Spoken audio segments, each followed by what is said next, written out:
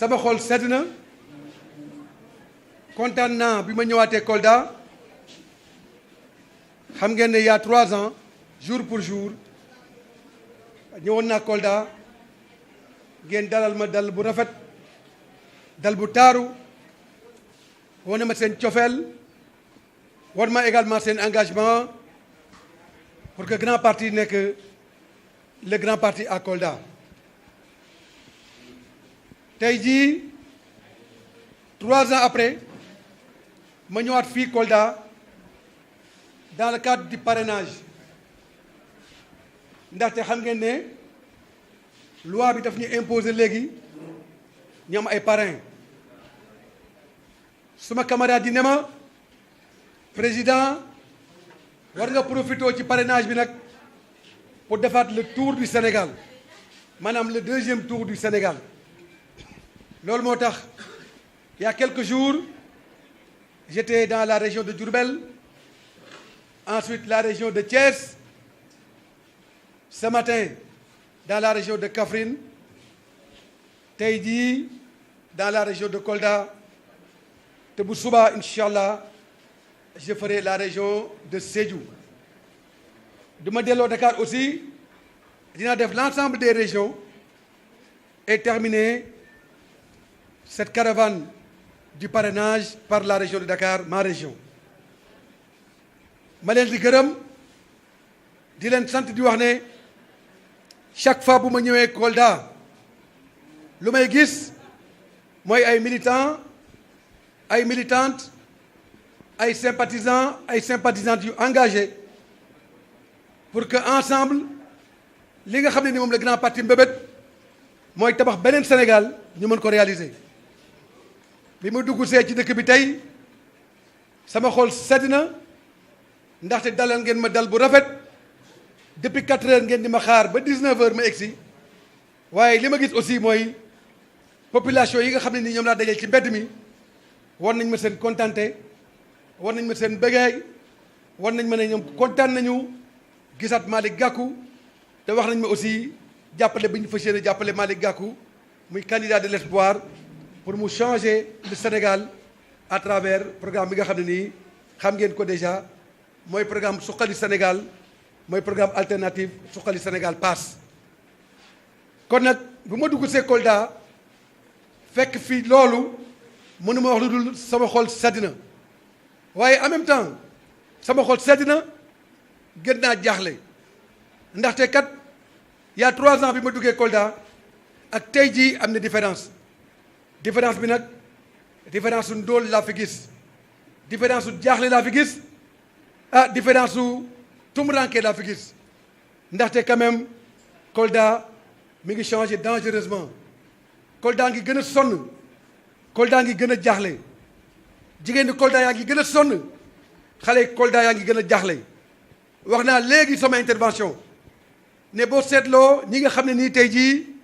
ñu ngay dee ci géej gi dans la Méditerranée pratiquement 60% c'est des jeunes du Fouladou lan moo tax parce que jeunes yi amatuñu yaakaar lan moo tax parce que jeunes yi xamatuñu fu ñuy teg seen tànk lan moo tax parce que Macky Sall bett na xale yi Sénégal loolu moo tax tey jii du ma ñëwee Kolda ma bëgg a adresser un message solennel à la jeunesse de Kolda ne leen dans 5 mois bu neexee yàlla jour après jour dinaa gagner Macky Sall le 24 février 2019 pour ñu changer Sénégal defaraat Sénégal kon nag yaakaar mën na dellu si yaakaar mën na fee mën na ko am ndaxte xam ngeen ne man président Gakou lépp lu ma wax ak Sénégalais yi dinaa ko def loolu moo tax yaakaar bi gën a taxaw loolu moo tax yaakaar bi gën a fort kon nag may wax xale yi Kolda ne leen nañ jóg taxaw am détermination am engagement am mobilisation am enthousiasme pour que le 24 février ñu voter pour le candidat de l'espoir pour que ñu gagner Macky Sall changer Sénégal te loolu moo tax ñuy jóg te gis naa ne tey jii seen responsable yi ak militants yi ak surtout jigéen ñi maa ngi leen di gërëm maa ngi leen di sant parce que gis naa seen taxawaay chaque fois bu ma duggee Kolda jigéen ñi ñooy ëpp ci terrain bi jigéen ñi ñooy ëpp ci salle yi jigéen ñi ñooy ëpp ci mbedd bi pour accueillir le candidat de l'espoir kon nag maa ngi leen di gërëm di leen sant di wax ne sama xol sedd na li ñu des nag mooy mbajum kanam borom a koy fajal boppam xam ngeen ne président Macky Sall dafa bëgg a foqal ci élection yi Sénégalais yi nag waruñu nangu loolu te gis naa détermination bu nga xam ne nii gis naa engagement bu nga xam ne nii ah yaakaar naa ne loolu du mën a nekk li ñu bëgg mooy état bi organiser ay élections yu jaar yoon du ko defee Sénégalais yi mën a choisir président bi ñu soxla te Sénégalais yi président bi ñu soxla wax nañ ma ko dégg naa gis naa te gëm naa ne liñ ma wax ci Sénégal mooy Malick Gakou yow xaw ma kan waaye di nga dem deuxième tour te boo demee deuxième tour li ñu bëgg ci yow mooy nga gagné Macky Sall defaraat Sénégal je crois que loolu leer na nañ ne le candidat de l'espoir dina dem deuxième tour parce que bi ñu wëree Sénégal waxtaan ak mag ñi waxtaan ak ndaw ñi waxtaan ak jigéen ñi waxtaan ak góor ñi li ñu gis mooy yaakaar bi ñu ko teg ci loxo Malick Gakou li tax ñu ko teg ko ci loxo Malick Gakou mooy Malick Gakou am na expérience Malick Gakou am na expertise Malick Gakou am na xam-xam Malick Gakou yërëm na Sénégalais yi ba pare Malick Gakou loxoom set na te Sénégal dañu ko soxla tey jii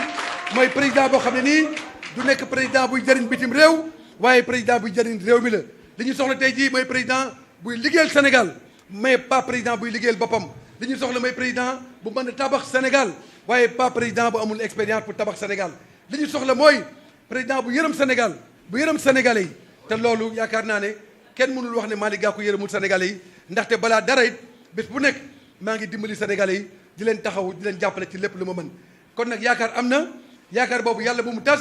te du tas mukk ci suñu ay loxo moo tax ma leen di ñaan ngeen taxaw mobiliser wu jël seen doole jël seen xam-xam jël seen fulla ak seen fayda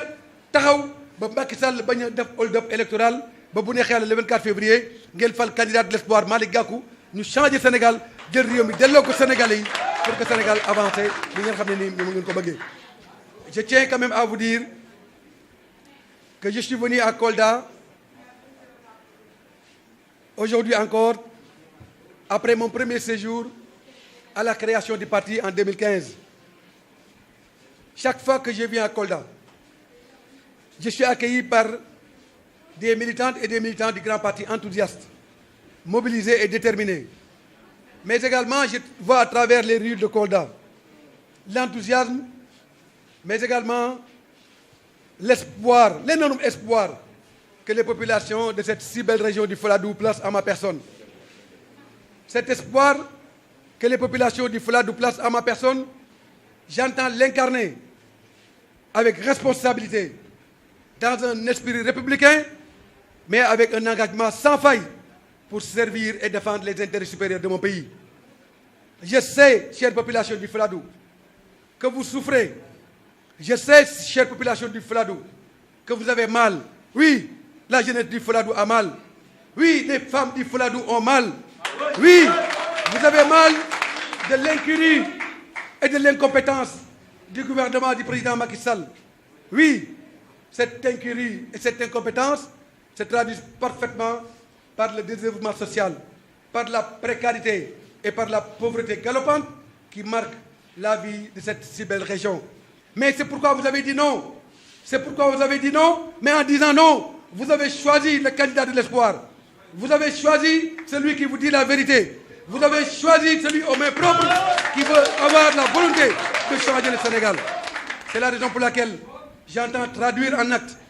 vos pensées. J'entends traduire en actes votre volonté que nous partageons avec l'ensemble du peuple sénégalais pour mettre en place des paradigmes capables de remobiliser le peuple sénégalais qui aspire à un développement économique et social harmonieux. Ce peuple sénégalais qui aspire à une croissance inclusive, celle-là qui amène le progrès social, celle-là qui amène le développement humain. Mais vous savez que le grand parti a les compétences, le grand parti a les capacités de réaliser cette ambition. C'est la raison pour laquelle nous allons nous mobiliser, nous allons debout, ensemble, avec les fils et les filles de la région de Kolda, traduire en acte cette volonté que nous partageons à travers les urnes le 24 février 2019, en gagnant haut la main le Fouladou et le Sénégal pour changer le paradigme du développement économique de notre pays.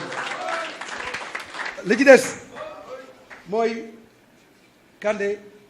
Diéry ak tous les responsables du grand parti ici dans cette belle région du Fouladou et tous les responsables départementaux ici présents. Je vois d'ailleurs mon ami Samba Baldé de Mapatim ainsi que tous les grands responsables qui sont venus de l'ensemble des communes. Vous avez montré wane ngeen Sénégalais yi neen ne Kolda pare na wane ngeen Sénégalais yi neen ci parrainage bi li ñuy xaar ci yéen pare ngeen boo gisee léegi ñu def remise symbolique ak signature symbolique c'est juste pour montrer à la face du monde que pare ngeen taxaw ngeen pour jox président du grand parti li mu soxla ci parrainage pour que ñu changer Sénégal ma wax ne parrainage bi sax du nekk problème pour yéen ndaxte du nekk problème pour seen parti du nekk encore moins problème pour seen candidat ndaxte xam ngeen ne 2015 ba ba daan wër Sénégal kenn xalaatu na parrainage te bi ma wëree Sénégal ba pare entre 2015 ak 2017 grand parti jaay na ci Sénégal ak bitim réew presque 300 000 cartes de membres kon nag ku am 300 cartes de membres 300 000 cartes de membres du parrainage moo lay jaaxal donc jaaxlewuñu waaye nag dafa fekk ne camarades yi namoon nañ ma man it namoon naa leen moo tax ma nar a def tour du Sénégal fa ma dem nag li ma fa gis même booy bi la président demal tëdd nelaw ñun pare nañu pour yóbbu le deuxième tour pare nañu pour nga gagner élection yi pare nañu pour nga andi changement pare nañu pour nga andi alternative loolu moo tax suñu xool sedd na sama xool sedd na sama xool sedd na sama xool sedd na sama xool sedd na kontaan naa li ci des mooy encore une fois ma gërëm responsable yi et sant leen l'ensemble des responsables jeunes femmes les responsables des communes des départements de la région ku ci nekk ci yéen maa ngi lay gërëm di la sant di wax ne seen taxawaay rafet na te kontaan naa ci li nga xam ne nii moom ngeen di liggéey parce que bi Aba Baldé feebaree te mu nekkoon fii coordonnateur régional du parti je crois que Kandé vous avez tous avec votre équipe relevé les défis relevé ngeen défi bi bu neexee yàlla d'ailleurs du ma pare ci réunion bi dinaa seeti Aba parce que kóllëre ginnaaw lay féete ñun ñoo bokk ndey ñoo bokk baay dañoo taxaw pour liggéey Sénégal te ku bëgg a liggéey Sénégal ci kóllëre nga koy liggéeyee ci jom ak fulla ju mat sëkk loolu moo tax grand parti taxaw pour changer Sénégal maa ngi leen di gërëm di leen sant malheureusement nag c'est un peu compliqué parce que je parle avec la presse et avec mes militants maintenant si la presse a terminé vous pouvez me laisser m'adresser à mes militants. Un mot sur le parrainage. Je suis venu à Kolda dans le cadre de ma tournée nationale que j'ai commencé déjà par la région de Diourbel, ensuite par la région de Thiès, ce matin par la région de Kaffrine et aujourd'hui, cet après-midi, par la région de Kolda